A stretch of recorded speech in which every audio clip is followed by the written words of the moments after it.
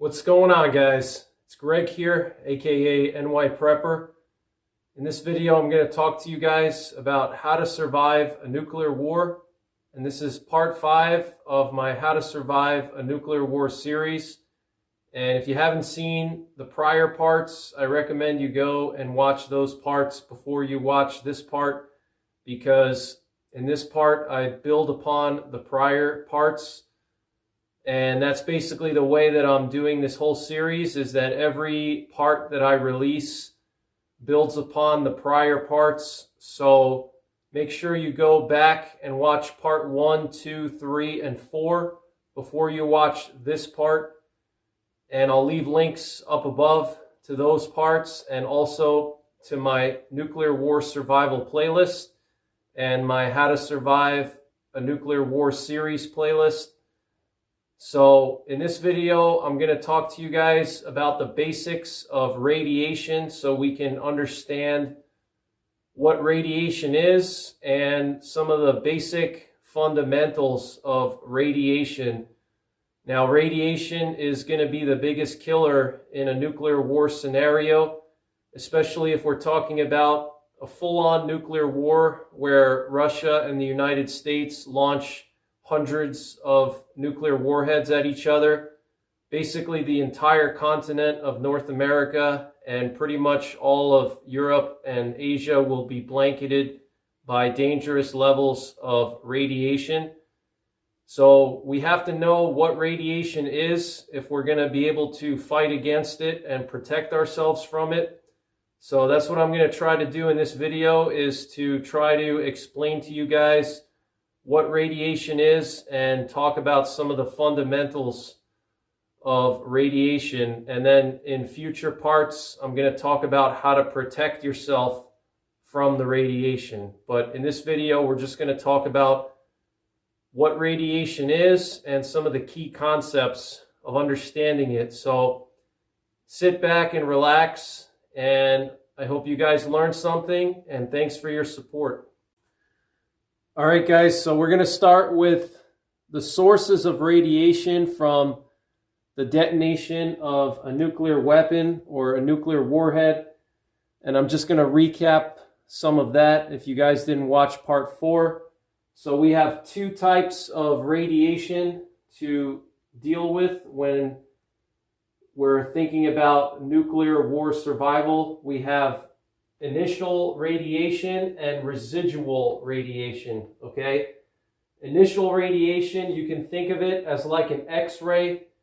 So when the nuclear warhead detonates, there's a very intense pulse of radiation that's momentary, okay? It doesn't linger around. It's basically like an X-ray. When you go to the dentist or you go to the doctor, you put that lead vest on and they flip a switch.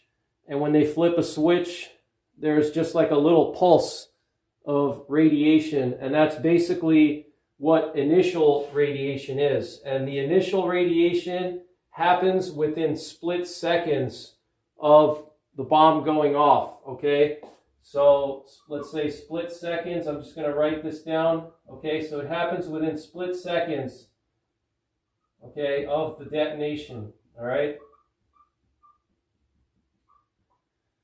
So think of it as like an X-ray, all right? As soon as that bomb detonates and you see that big fireball, that's already too late. Once you see the fireball, the radiation has already been released, okay? So the initial radiation happens right at the point of detonation, within split seconds of detonation. So if you're close to the detonation point, you could be exposed to a lethal dose of radiation from that initial pulse, okay? So we don't really want to worry too much about this, because really residual radiation is the biggest threat. Initial radiation is only going to be a threat to people who are very close to a nuclear target. If you live right next to an ICBM field or you live in downtown Manhattan, then you have to worry about initial radiation. But if you live close to a nuclear target, initial radiation is not going to be your biggest threat. You're going to have to think about blast protection and also thermal protection. So now residual radiation is what we would generally consider to be fallout, okay? And I'm going to explain to you guys and illustrate for you what fallout actually is. But you can think of fallout as something very similar to volcanic ash, okay? Fallout is just particles that rain down after a nuclear explosion, after the detonation of a nuclear weapon. And this fallout is radioactive, okay? Think of a volcano and all the ash that rains down from the sky on the surrounding area around a volcano. That's basically the same thing as fallout, except that the fallout is radioactive, okay? So imagine if you have this massive volcano that's exploding and it's dropping ash everywhere, but the ash is actually radioactive. It's not only, just covering everything, but it's also radioactive. So that's basically what fallout is. So these are the two main sources or types of radiation that we have to deal with when it comes to a nuclear weapon, okay? Initial radiation, that initial pulse, which is like an X-ray, happens within split seconds of the detonation. And if you're close to the detonation point, let's say within 5 miles or 2 miles, depending on the yield of the weapon and the burst altitude, you're going to be exposed to a lethal dose of radiation if you get exposed to the initial radiation, okay? Now, residual radiation takes hours or even days to materialize, okay? So that's the big difference, okay? The big difference is that initial radiation is just a quick pulse, and residual radiation takes hours to days to materialize, okay? So you have a little bit of a head start in preparing for the fallout, all right? So, and that's what I'm going to talk about later on in this series, is what you can do to protect yourself from the fallout, all right? Because in a full-on nuclear war, you're going to have a lot of fallout. Fallout is going to be the biggest killer, all right? Because 90% of Americans today are not prepared to deal with fallout. They don't know what to do. They don't know how to protect themselves. They don't know how to find adequate shelter. A lot of our old fallout shelters from the Cold War are out of commission. They've been shut down.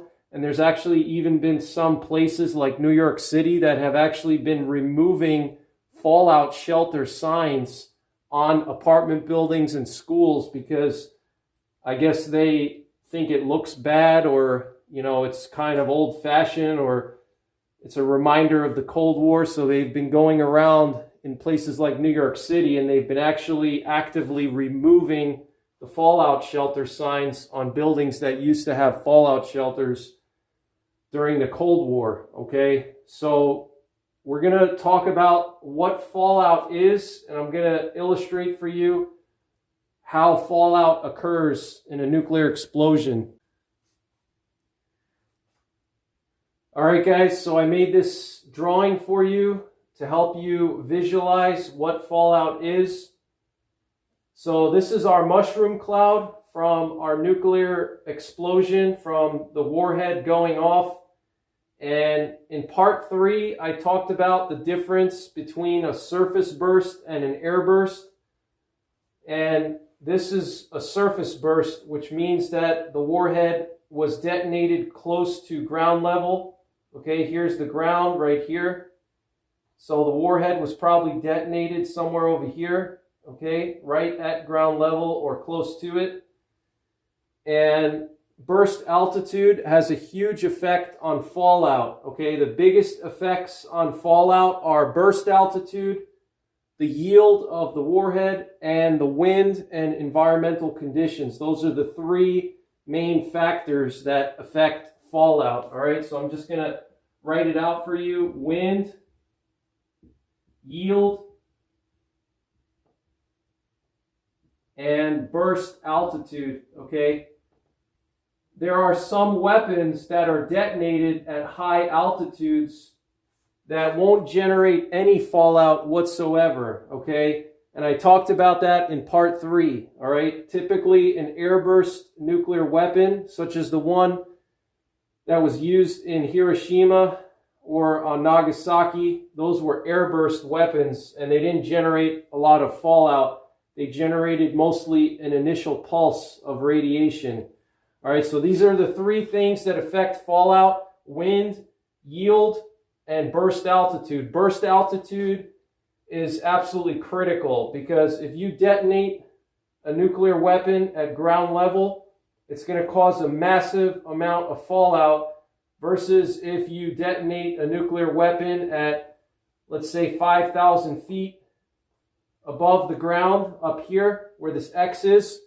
That's going to make a huge difference in how much fallout there is. In many cases, an airburst nuclear weapon will generate 0 fallout or very minimal fallout, okay?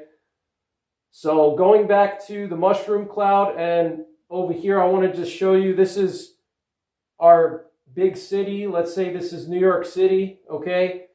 Here is your town that you live in, okay? It could be, let's say, 50 miles away or 30 miles away. This is your suburb or your rural small town, okay? Maybe this is your house right here or here. So this weapon went off in the big city. So what happens is when the bomb is detonated or the warhead is detonated, all the debris around the detonation point gets sucked up into the mushroom cloud, okay, represented by these arrows here, okay?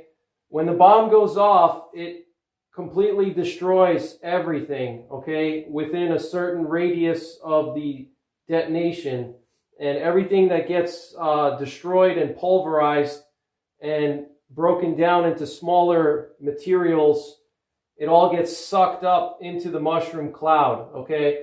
So you can think of fallout as basically ash from a volcano or ash when you're burning firewood, okay? It's kind of the same thing.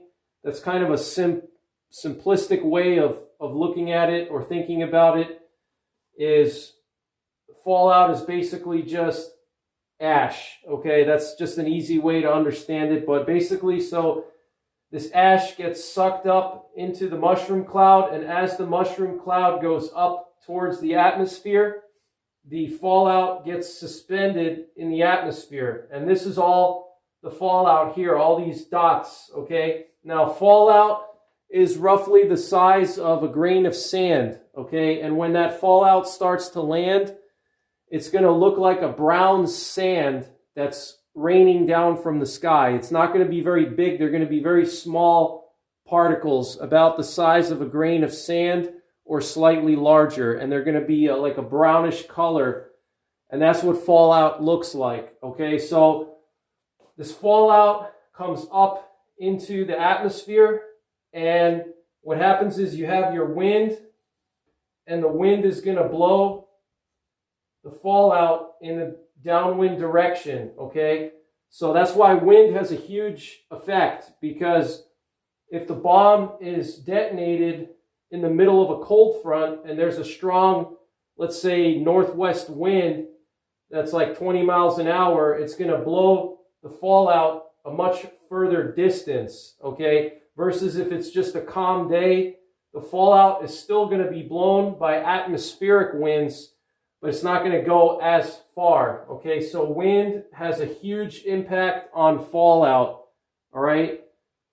So what happens is the fallout gets up into the air here, up into the atmosphere, and the wind starts to blow these particles, these little sand particles, and they start to rain down, okay? They start to rain down from the sky.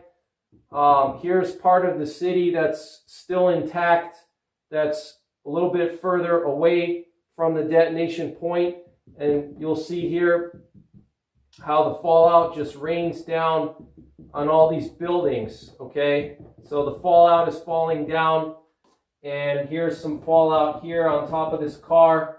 The fallout is going to land on every surface, okay? So it's going to land on the roof of these buildings All the roofs are going to be covered in fallout. The ground is going to be covered in fallout. Okay, cars are going to be covered in fallout. And here's your house, your town. So the fallout is going to land on the top of your house here on the roof. Okay.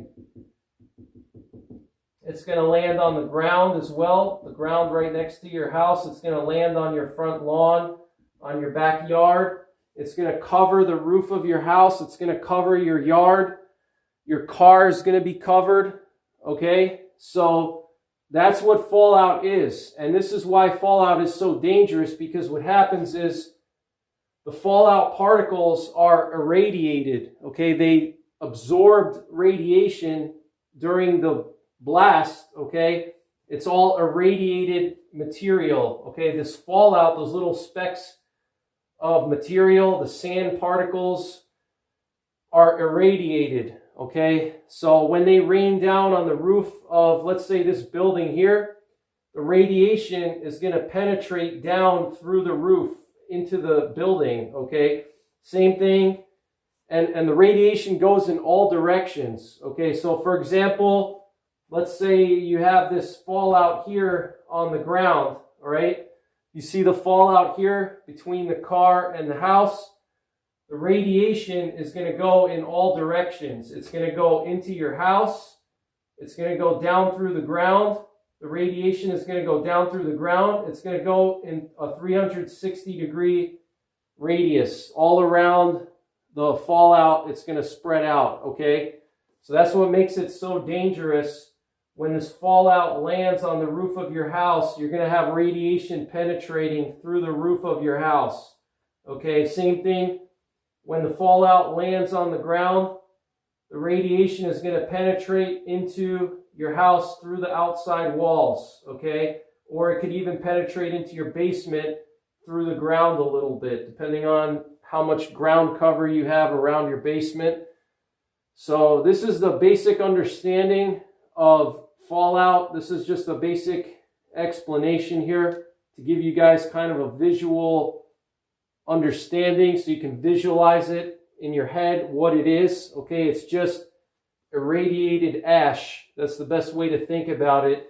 And it gets carried downwind by atmospheric winds, and it starts to rain down. All right, now the closer you are to the detonation point, the fallout is going to start to land sooner. So if you're within 5 to 10 miles of the detonation point, or even 20 or 30 miles, you could see the fallout landing in as little as 30 minutes, okay, or up to 2 hours, okay?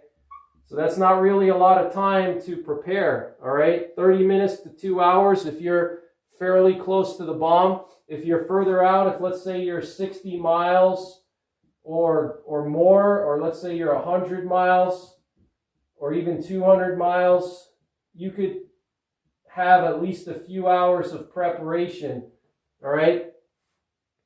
So here you're going to have hours, okay, hours here. You're going to have hours to prepare. If you're further out, if you're 60 miles, 100 miles, 200 miles, you'll have several hours to prepare. But if you're very close to the detonation point, you'll just have basically minutes, 30 minutes up to 2 hours if you're lucky, okay? So that's why it's always good to live further away from a potential nuclear target, because you're going to have more time to get into your fallout shelter, all right? So now we're going to talk about the different types of radiation and how radiation is measured. And then at the end of the video, I'm going to share some stats about the most commonly deployed nuclear weapons and what kind of radiation they release after detonation.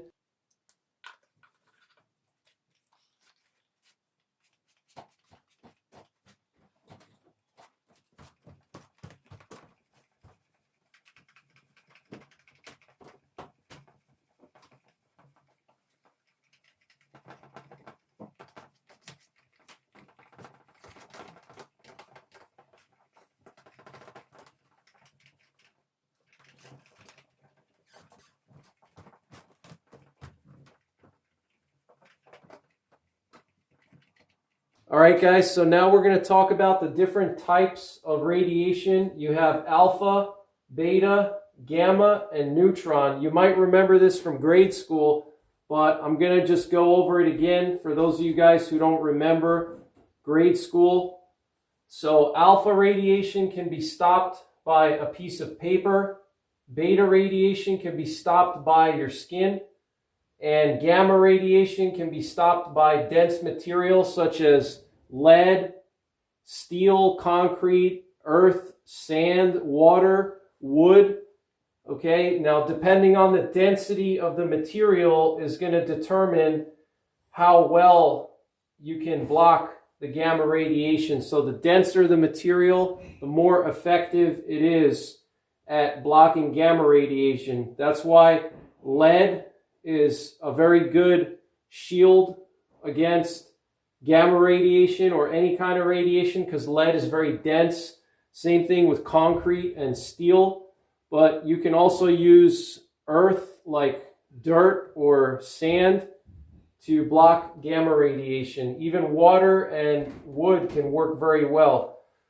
And then finally you have your neutron radiation, and in order to block neutron radiation, you need to have either water or some kind of hydrogen-based substance, okay?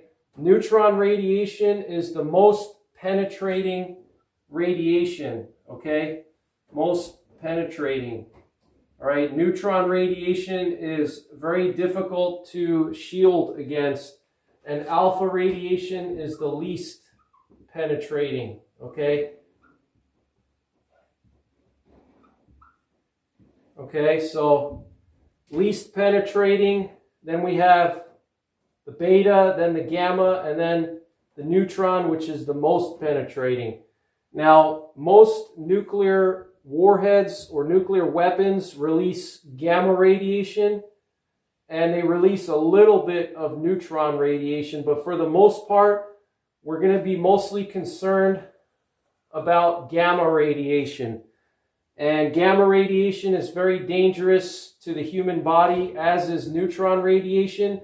But fortunately, nuclear weapons don't give off a lot of neutron radiation unless they're what's known as a neutron bomb, which is a special type of nuclear warhead that is designed to release a lot of neutrons. And the neutron bombs were actually deployed during the Cold War by the United States. They deployed these neutron bombs in West Germany just in case the Soviet Union would try to cross over the Berlin Wall into West Germany and try to conquer Western Europe.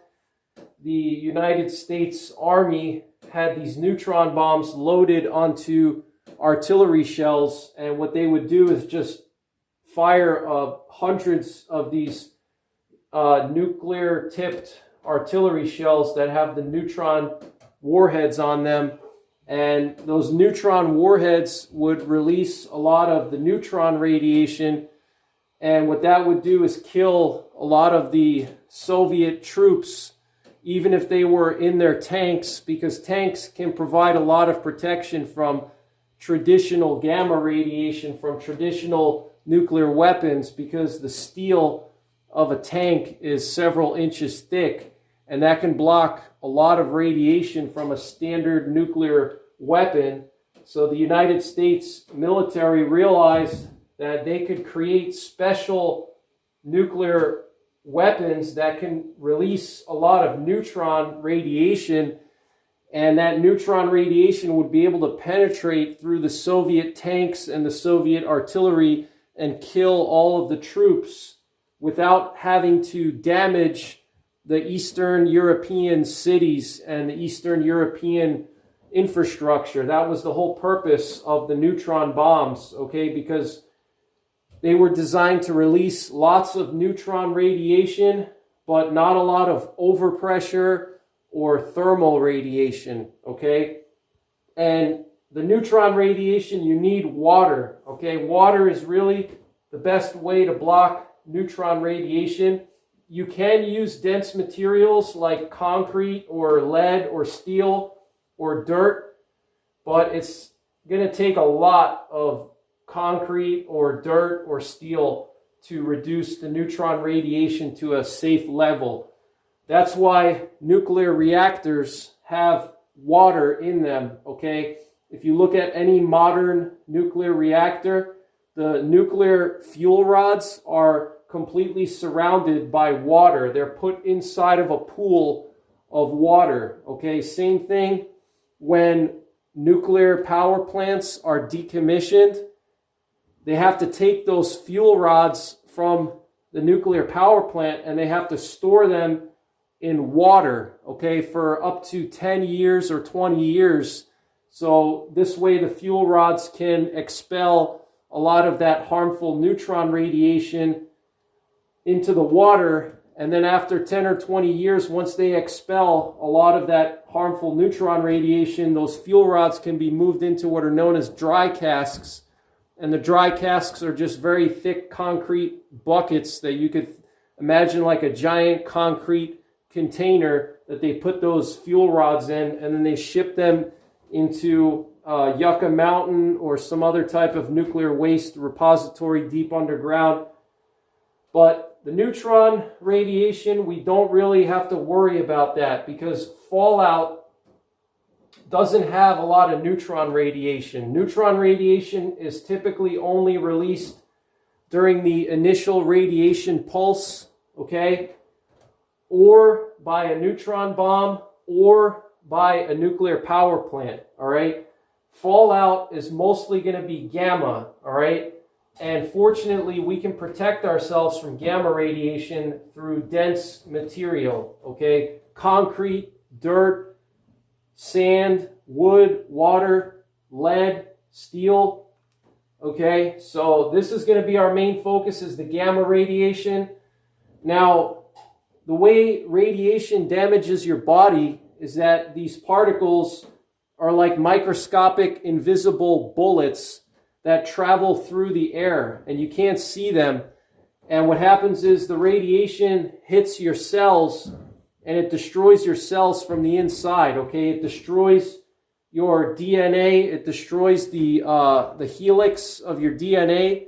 And what that does is it stops the cells that are in cell division or any kind of cells on your body that are required to replicate a lot, like your skin, for example. Your skin is one of the organs in your body that constantly undergoes cell division, okay? Every second, your body is constantly replacing damaged skin cells.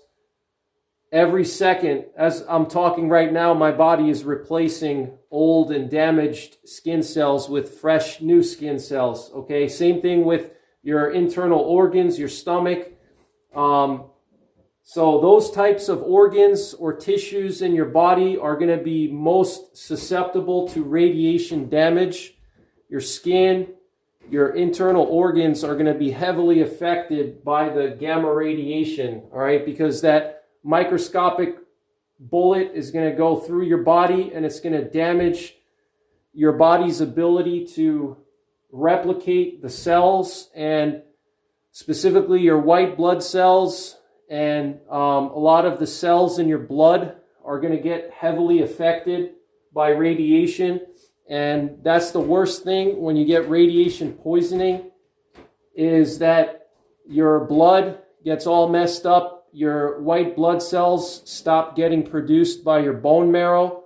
The radiation acts on your bone marrow and stops your bone marrow from producing white blood cells and other types of critical cells that you need.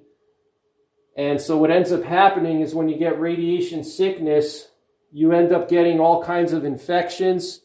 Your skin can literally rot and fall off your body because your skin stops replicating, so it basically kills your skin. Your skin just, you get gangrene and your skin rots and just falls off your body. So now that we have a basic understanding of the different types of radiation, let's talk about how we measure them. And I'm also going to explain some of the differences between a nuclear bomb and a nuclear power plant. And in future videos, I'll get more into detail about radiation sickness and what it actually does to your body on a biological level. So stay tuned. All right, guys, so now I want to explain to you the difference between a nuclear bomb and a nuclear power plant. There's a lot of people out there who think that nuclear war is not survivable because after these bombs go off, the whole world is going to be a nuclear wasteland, and the ground is going to be contaminated, and the water is going to be contaminated for, 10 years or 100 years. And that's just not true, okay? That is false information by people who have no idea what they're talking about. That's just an urban legend. That's from people who watch too many movies and play too much Xbox, okay? Actual nuclear bombs only irradiate an area for several weeks, and that's mostly from the fallout, okay? The fallout will dissipate within a few weeks. Now, a power plant, you're talking about radiation for thousands of years, okay? Like Chernobyl, when Chernobyl melted down, that radiation in Chernobyl is going to be there for 10,000 years, okay? Unless they have a way of removing that melted down nuclear fuel and containing it and storing it underground. But nuclear power plants, when they melt down, the radiation lasts for thousands and thousands of years, okay? Versus nuclear bombs, the radiation is just for several weeks and then it goes away. So you just really need to find a suitable shelter for a few weeks and have a supply of food and water to get you through the first couple of weeks after the bombs go off. Versus a nuclear power plant, you're talking about thousands of years. And the reason why is when you have a nuclear bomb, it's completely different, okay? A nuclear bomb is created from the compression of very unstable radioactive materials, okay? When those materials are compressed and squeezed, that causes a chain reaction and it causes a massive explosion. But there's actually not a lot of nuclear material that's used in the bomb, and the explosion itself is only temporarily radioactive. Versus a nuclear power plant, you have actual solid nuclear fuel. You have the fuel rods, and those fuel rods are solid, and it takes thousands of years for them to expel or decay. Decay is the proper word. To expel, I like to use the word expel because it helps me, in layman's terms, it kind of helps me understand it. But the nuclear fuel rods decay after thousands of years, versus with a bomb, you have that explosion and the radiation is just caused by that explosion, okay? And the fallout is just the debris getting sucked into the mushroom cloud and then deposited downwind. All right, like I explained before, but you need to know this concept because there's a lot of fake information out there. Okay, so there's a huge difference between a nuclear bomb and a nuclear power plant. All right.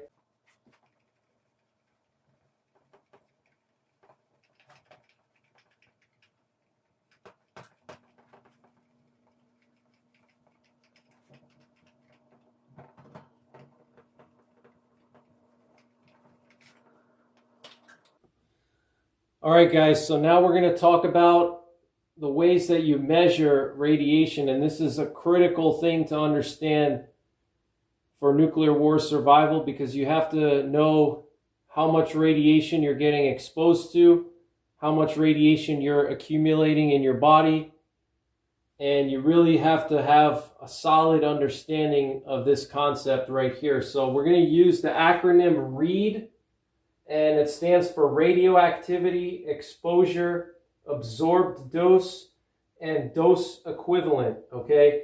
So these are the 4 categories of measuring radiation, okay? So the first category, we have radioactivity, and that's measured by curies or becquerel. Those are the units that we use to measure the radioactivity, okay? And radioactivity refers to the amount of radiation that's released by a material, whether it's alpha, beta, gamma, or neutrons. And so these units here, Curie and becquerel, they measure how many atoms of a radioactive material decay in a specific period of time. Okay, so radioactivity, we don't really need to focus too much on radioactivity for our purposes of surviving nuclear war. Radioactivity doesn't really matter for us. That's more of a scientific measurement.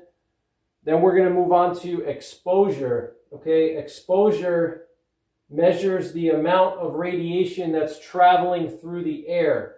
Okay, and that's measured by Roentgens and coulombs per kilogram. Okay, and Roentgen is a capital R, and coulombs per kilogram is a C/kg. Okay, exposure, we also don't really need to worry about that a whole lot.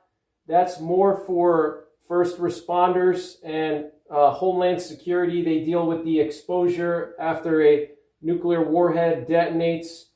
They determine the exposure rates, okay? But this basically measures how much radiation is actually in the air, okay? And that's measured by Roentgen. Roentgen is the most common way to measure exposure. We don't really need to worry a whole lot about exposure because it's not telling us anything specific about how it affects us. It just tells us how much radiation is actually in the air, okay?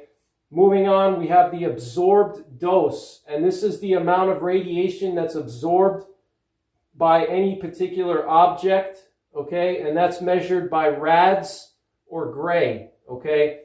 So this is something we need to pay attention to, is our absorbed dose. And again, that's represented by rads or gray, okay? Now, the most important category of measuring radiation that we need to understand is the dose equivalent, okay? Dose equivalent is where we're going to be focusing most of our attention in nuclear war survival. And dose equivalent is basically an offshoot of absorbed dose. So absorbed dose is the amount of radiation that any particular object is absorbing, okay? Whether it's a bucket on the ground, or whether it's a human being, or whether it's a car. Absorbed dose doesn't differentiate, okay? It's just any object, all right?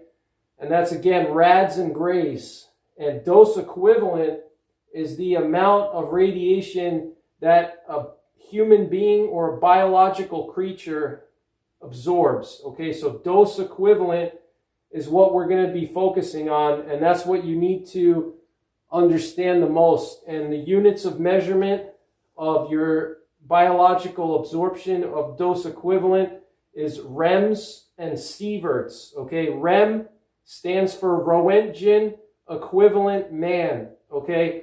So all a rem is just taking the exposure Roentgen and converting it down to a dose equivalent that is basically telling us how much radiation us as human beings are actually absorbing. Okay, so rem, Roentgen equivalent man, and sieverts. Okay, you need to understand these units here, rem and sieverts. They're absolutely critical. Okay, so, and there's also conversions between these, which I'll share with you guys in a minute here.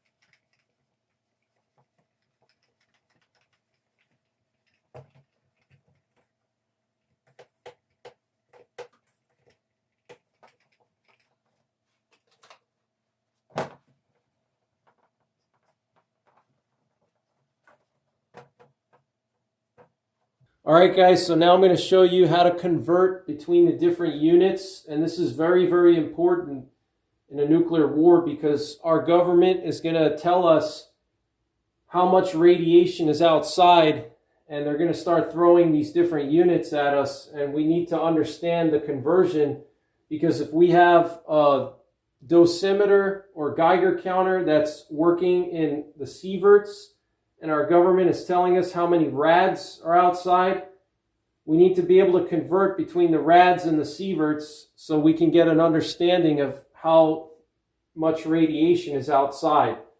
Okay, so the most easy thing to remember is that 1 Roentgen is equal to 1 rad, and 1 rad is equal to 1 rem.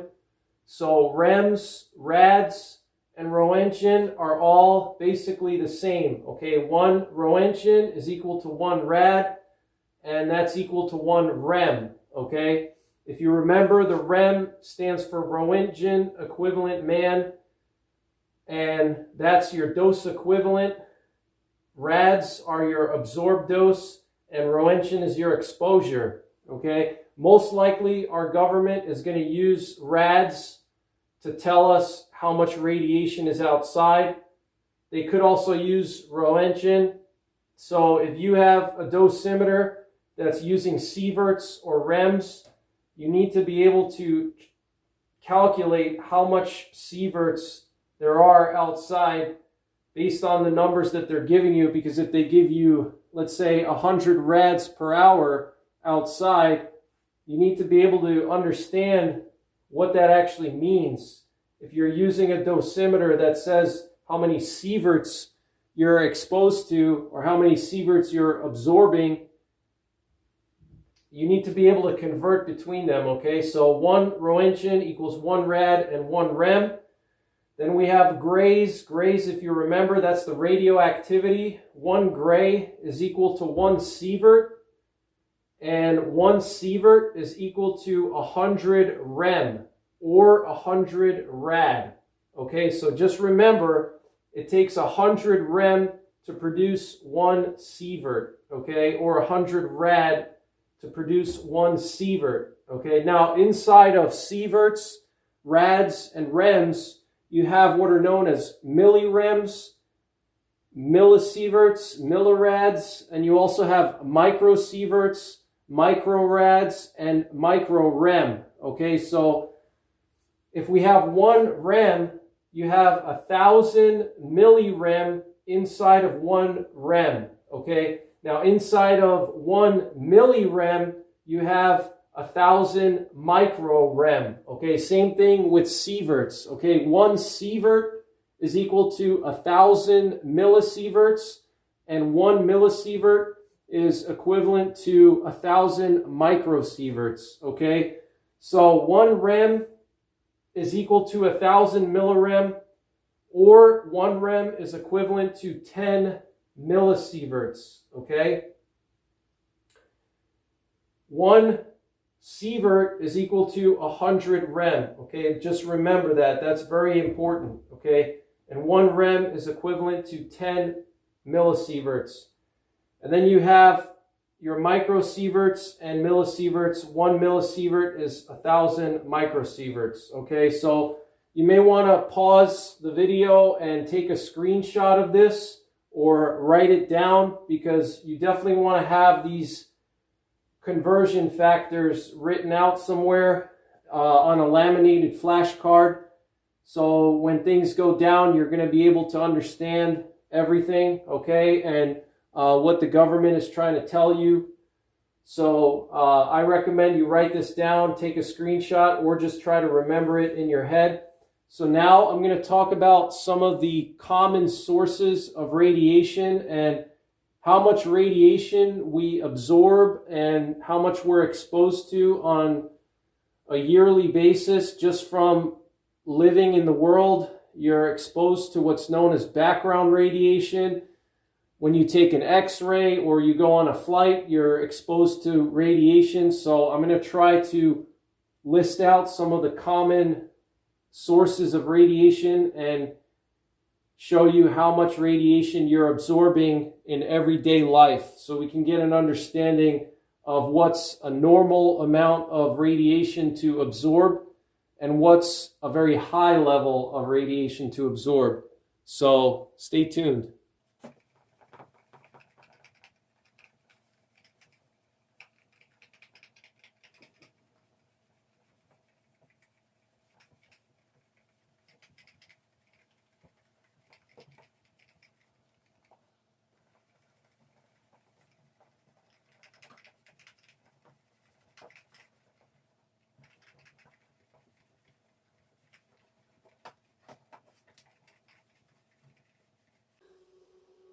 All right, guys, so I want to just go over some common radiation sources in our everyday lives and compare them to the dose of radiation we would get from nuclear fallout after a nuclear warhead is detonated.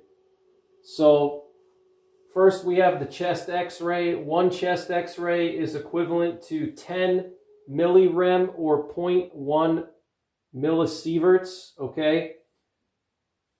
Background radiation gives us 21 millirem or 0.21 millisieverts per year. So one chest x-ray is like 6 months of background radiation, okay? When you get one chest x-ray, it's like being outside for 6 months and getting 6 months of background radiation into your body, okay? Now, background radiation is just the radiation that's emitted from the earth. There's nothing we can do about it. It's completely normal, but there's a very small amount of radiation that's given off from the earth. So in 1 year, on average, you're going to absorb 21 millirem of background radiation, and it'll take 2 chest rays to equal 1 whole year of background radiation. Now, mammograms are 42 millirem or 0.42 millisieverts, and basically 1 mammogram is like 4 chest x-rays, or 1 mammogram is like 2 years of background radiation.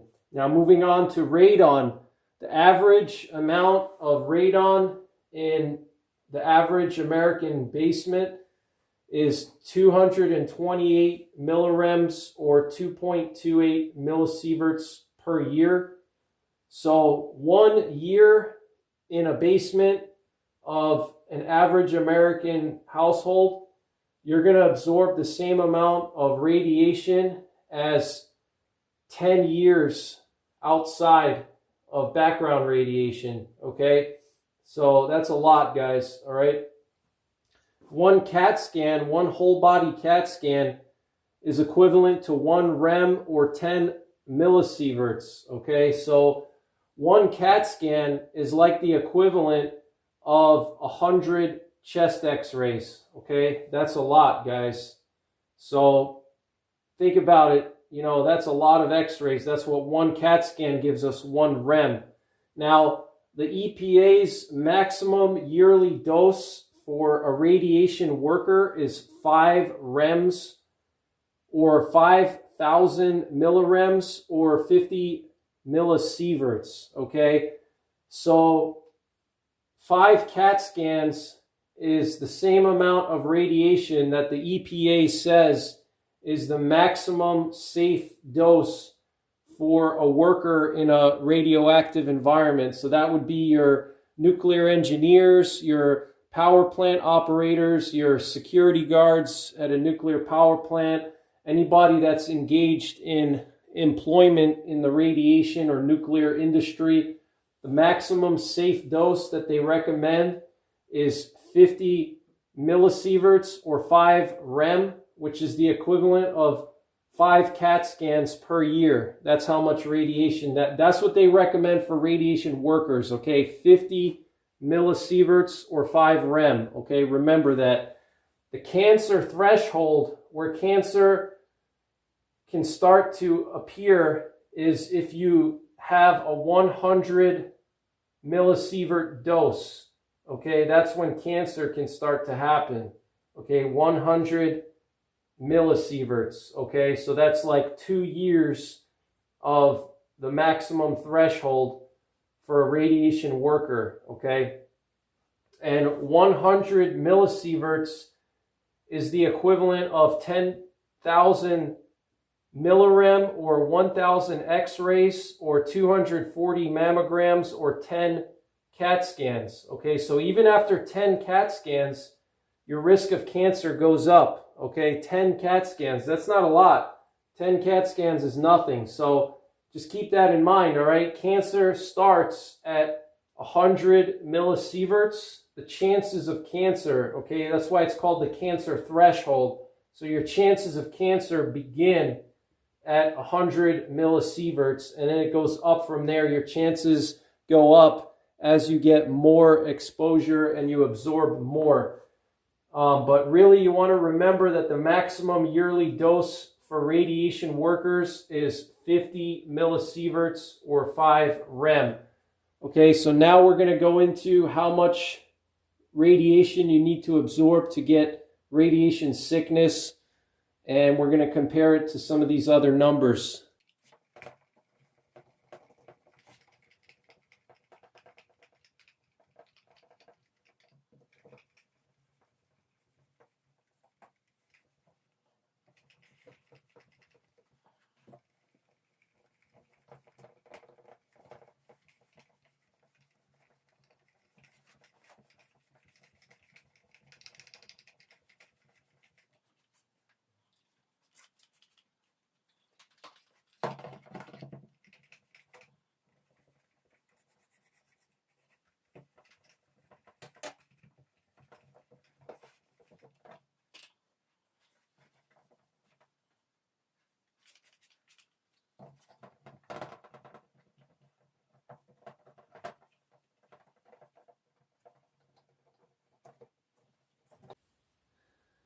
All right, guys, so these are some very important numbers you need to remember. You obviously should remember that 50 millisieverts is the maximum yearly dose recommended by the EPA for radiation workers.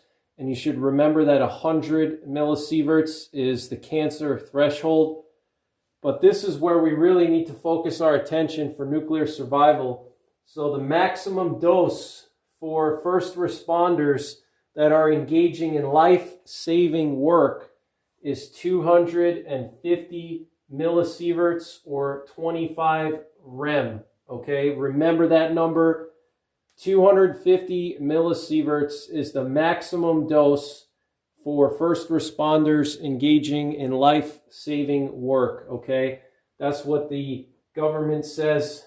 They should not go over that level. Okay. Radiation sickness begins at 400 millisieverts or 40 rem. Severe radiation sickness occurs at 2,000 millisieverts or 2 sieverts or 200 rem. Okay? Then you have severe radiation that is actually survivable with immediate care. The maximum amount of radiation that you can absorb and still survive if you have access to immediate medical care is 4,000 millisieverts or 4 sieverts, okay, or 400 rem. And the fatal radiation dose is 8,000 millisieverts or 8 sieverts. Okay, so you definitely don't want to get 8,000 millisieverts, and that's a massive amount of radiation. Okay, but remember that radiation sickness begins at 400 millisieverts, and the maximum dose for first responders engaging in life-saving work is 250 millisieverts. So you really don't want to get above 250 or 400. You don't want to get to 400 because that's when radiation sickness begins. And I'll do a whole separate video on radiation sickness and talk in detail about it. But you really don't want to get above 250. Absolute max would be 400. Okay, so just remember that 250 millisieverts or 400 millisieverts. That's kind of your max range that you really want to expose yourself to. For me personally, my max is going to be 250. That's the max dose for first responders. I really don't want to get above that because that's when your cancer risk goes up. That's why it's the max dose for first responders engaging in life-saving activity, okay? Because you do have a risk of cancer, so you really don't want to expose yourself to that much unless you absolutely have to. And then radiation sickness begins at 400 millisieverts, okay? You really don't want to get radiation sickness during a nuclear war because you have to remember that there's not going to be anybody to help you right away. So if you get sick and your body's all out of whack and your bone marrow is screwed up, you're not going to have, your doctor or your nearest hospital to take care of you. A lot of that stuff is going to be out of commission. A lot of hospitals are not going to be working. A lot of the medical infrastructure in the country is not going to be working. So you really don't want to get this much radiation into your body. 400 millisieverts is a lot, okay? So, and the way to measure how much radiation you're absorbing is to get yourself what's known as a radiation dosimeter. A radiation dosimeter is similar to a Geiger counter, except that a Geiger counter just tells you how much radiation is in the air. It's more of an exposure measurement, versus a dosimeter is going to give you your dose equivalent, or it's going to give you your absorbed dose, okay? Either in microsieverts or millisieverts or sieverts or rems. The most common radiation dosimeters function in sieverts or rems, okay? They usually don't give you rads. It's very unusual. Rads are usually only used by the government when they're measuring the effects of a nuclear detonation. They usually use rads or Roentgens. But for you, the common citizen, the American patriot, you need to understand that millisieverts and REM is what you need to focus on. And that's what your radiation dosimeters are going to be functioning in. You need to go out and get yourself a radiation dosimeter, not just a Geiger counter, because a Geiger counter is just going to tell you how much radiation is being emitted from a particular source, but it's not going to tell you how much you're accumulating into your body, all right? And that's what the dosimeters are for. They tell you how much dose you're getting, what dose are you getting, how much radiation are you accumulating over time in your body, okay? That is more important than knowing what the level of radiation is outside, with the number of ticks. So stay away from Geiger counters. Get yourself a radiation dosimeter. And one of the ones that I recommend is an EcoTest Therapy. And I've done a review on it on my channel. But the EcoTest Therapy functions in sieverts or REMs, okay? And so it's going to tell you, as soon as you turn that dosimeter on or you reset it, it's going to immediately start keeping track of how much radiation your body is accumulating in the form of sieverts or REMs, okay?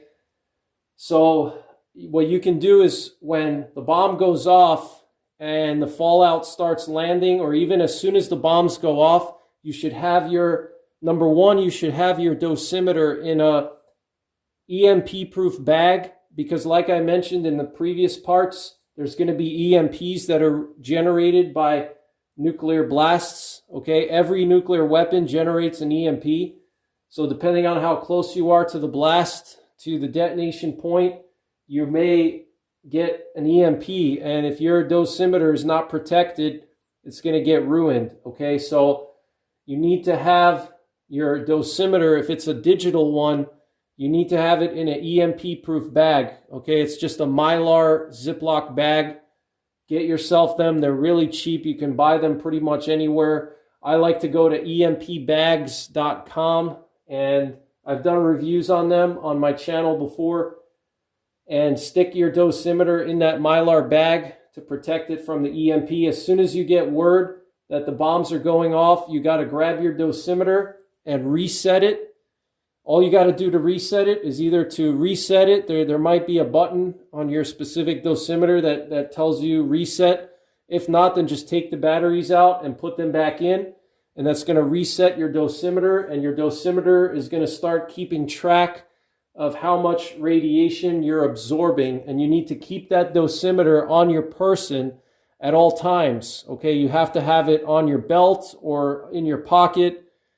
And that's going to measure how much radiation you're absorbing everywhere you go. And it's going to keep track of that radiation over time, okay? And then you're going to be able to see if you're absorbing too much or if you still have a good amount of radiation that you could absorb before you start to worry about cancer or sickness. Okay, so for example, let's say you have your radiation dosimeter and your radiation, let's say it's been 3 days after the bombs went off and you've been sheltering in your basement, okay? And after 3 days of sheltering in your basement, you see that your dosimeter says that you've absorbed 20 millisieverts over 3 days, okay, 20 millisieverts. You still have a good amount of dose that you can take before having to worry about cancer, right? So because if your dosimeter after 3 days says you absorbed 20 millisieverts, you still have, 80 millisieverts until you get to the cancer threshold, and then you still have another 230 millisieverts before you get to the maximum dose for first responders engaging in life-saving operations, okay?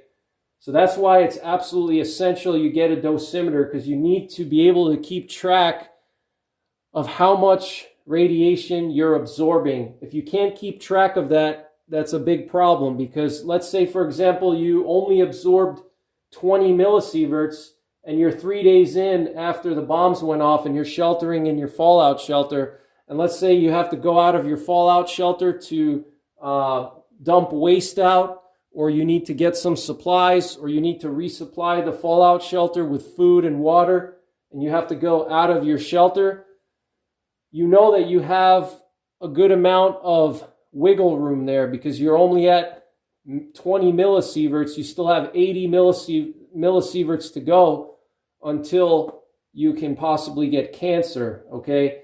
So that's very important. Now, let's say you've been sheltered in your basement for 3 days and you've already accumulated 90 millisieverts or 120 millisieverts.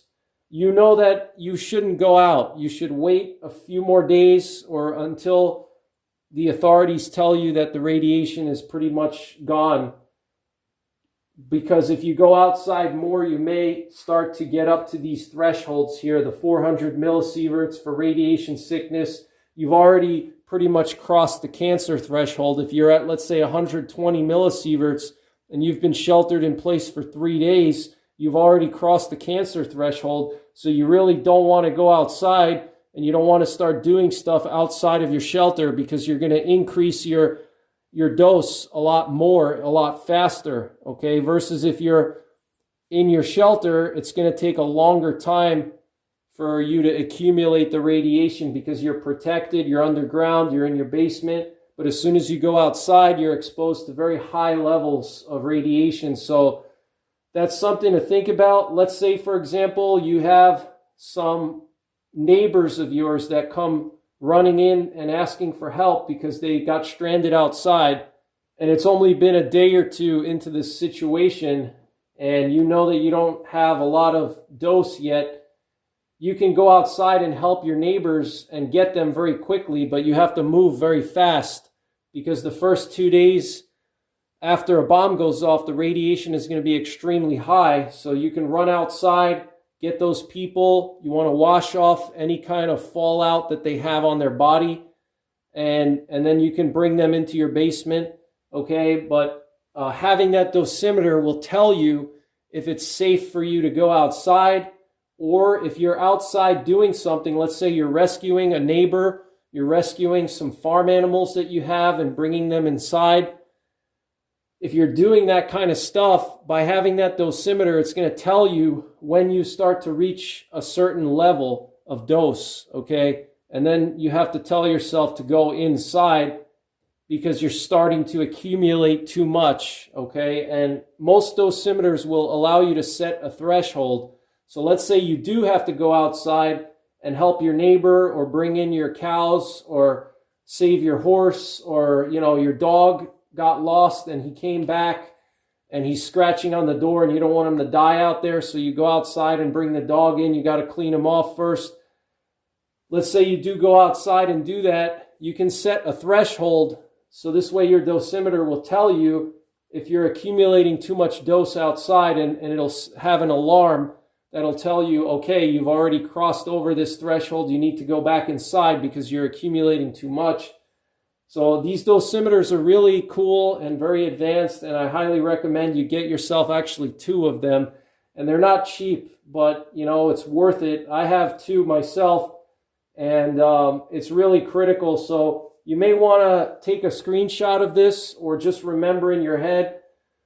Most important thing, 250 millisieverts or 25 rem for first responders engaged in life-saving activity. That's the max dose that you want to have. Radiation sickness begins at 400 millisieverts, and the max dose that you want to get before cancer starts is 100 millisieverts. Severe radiation sickness is at 2,000 millisieverts. You really don't want to get to this level, because at this level you're basically incapacitated and you're reliant on medical care to survive. You can't care for yourself. If there's a nuclear war, you can't care for yourself in this kind of condition. You need medical attention. You need specialists to monitor everything. Your blood changes, because once you get to this level, your blood is going to change. Your white blood cells are going to drop, and you're going to be susceptible to infections because your bone marrow is going to be destroyed. And it's going to take some time for your bone marrow to regenerate itself. And in the meantime, you're going to be exposed to bacteria and different things that normally wouldn't harm you because you have white blood cells. But with severe radiation sickness, your white blood cells will be gone. And then you definitely don't want to get to 8,000 millisieverts, because that's fatal, okay? So I'm going to now share with you guys some of the radiation levels that you should expect from nuclear warheads. So stay tuned. All right, guys, so there's 2 zones of radiation that you need to become familiar with, and that's the dangerous fallout zone and the hot zone. The dangerous fallout zone is an area where there's more than 10 Roentgen per hour, or 10 rads per hour, or 10 rem per hour, or 100 millisieverts per hour. That's the dangerous fallout zone. So if you're in the dangerous fallout zone, at a minimum, you're going to receive a cancerous dose, a possible cancerous dose within just 1 hour. And that's at the minimum, okay? Then you have your hot zone. The hot zone is less than 10 Roentgen per hour, or less than 10 rads per hour, or less than 10 rem per hour, or less than 100 millisieverts per hour. So the hot zone is a relatively safer area. You can go out for limited periods of time. And the dangerous fallout zone is where you can get acute radiation poisoning and your cancer doses. This is a bad area to be.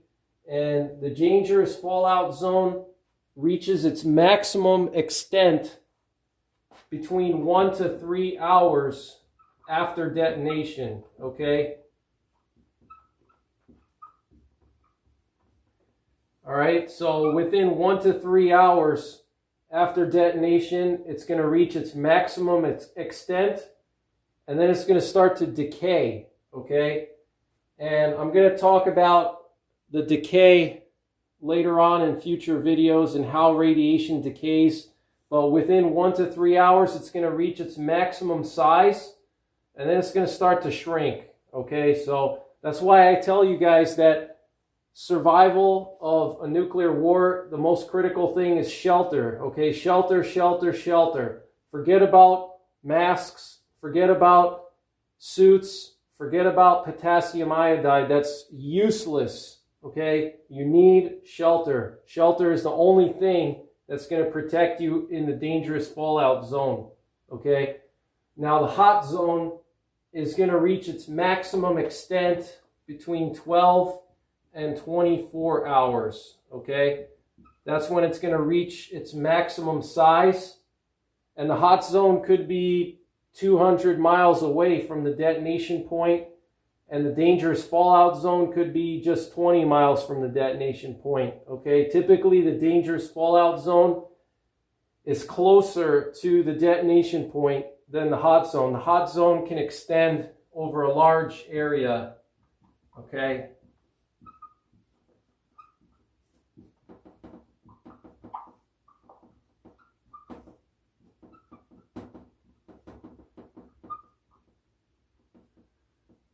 All right, it extends over hundreds of miles, the hot zone. The dangerous zone extends over tens of miles, okay?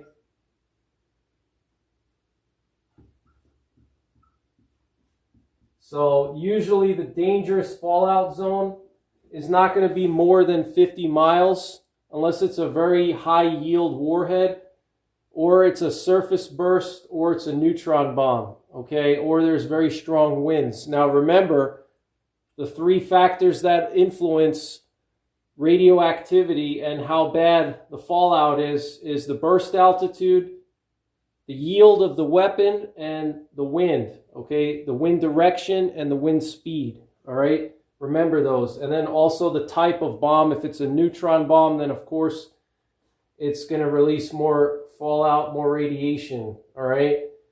So remember these two things here, okay? And now I'm going to share with you guys some common nuclear weapons and share with you guys how far away the dangerous fallout zone extends and the hot zone extends. So stay tuned. All right, guys, so now I'm going to read to you the fallout contours for some common nuclear warheads. And I've gone over these warheads before, and I'm going to continue to use these bombs as our main examples. So here we have the Topol 150 kiloton warhead that's deployed on the RS-24 or RS-28, which is a Russian small yield nuclear warhead that would be used to take out nuclear silos and smaller targets. It's also the W-80, which is a US bomb. And this one, you could be 130 miles away and you could still get exposed to 1 rad per hour or 10 millisieverts per hour. That's the maximum extent of the 10 millisievert per hour contour, okay, 130 miles. So as you can see, the radiation can spread pretty far, and this is with a 15 mile per hour wind, okay? This is with a 15 mile per hour wind. So if there's not much of a wind, these numbers could be a lot less. And this is why I tell you guys that nuclear war is very survivable, because here, 130 miles away, you're only getting 10 millisieverts per hour, okay? And this number is going to go down, okay? Within a few hours, this is going to go down to 1 millisievert per hour, okay? And I'm going to talk about how time plays a critical role in radioactive decay, but there's something known as the 7-10 rule. For every factor of 7 in time, the radiation decreases by a factor of 10. So at the maximum extent, this smaller yield warhead will produce a fallout contour of 130 miles. That's the maximum extent of the 10 millisievert per hour contour, okay? And that's with a 15 mile per hour wind, all right? And again, after 7 hours, it's going to be down to 1 millisievert per hour, okay?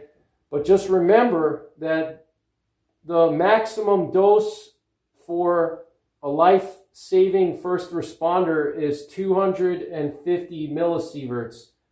So you really don't want to spend too much time in this area, although you could spend probably a day if you had to, or a couple hours easily, because it's 10 millisieverts per hour within 130 miles. So if you're outside for a couple hours, you may get maybe 50 millisieverts, which is the maximum yearly dose for a radiation worker. So this is not a bad area to be. This is what's known as the hot zone, okay? And again, remember, the hot zone is 10 rads per hour or less, and it reaches its maximum extent within 12 to 24 hours, and then it starts to shrink after that.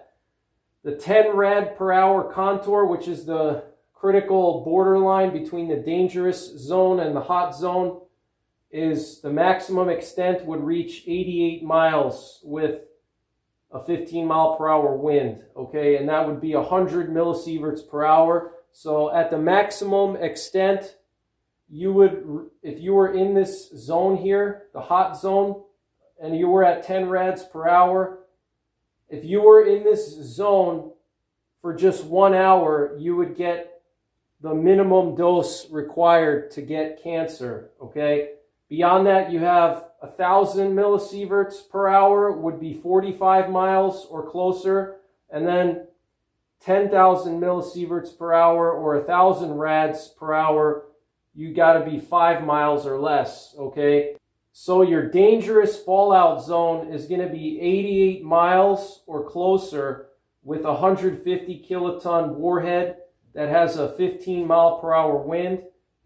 And your hot zone is going to be from 88 miles to 130 miles away from the detonation point with this warhead, okay?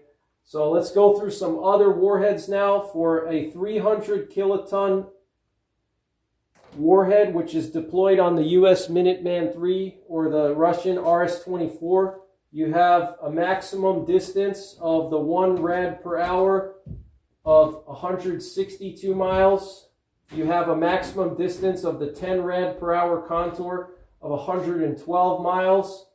You have a maximum distance of 62 miles for the 100 rad per hour. And then you have a maximum distance of 5 miles for the 1,000 rad per hour. Now, if we step it up to a 1 megaton bomb, same thing, 15 mile per hour wind. The 1 rad per hour contour increases to 238 miles. The 10 rad per hour contour maximum extent would be 171 miles.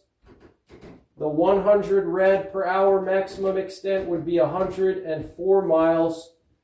And the 1,000 rad per hour maximum extent would be 37 miles. So huge difference between 1 megaton and 150 kiloton. And the 1 megaton would be 37 miles for the 1,000 rads per hour. That is a huge area, guys.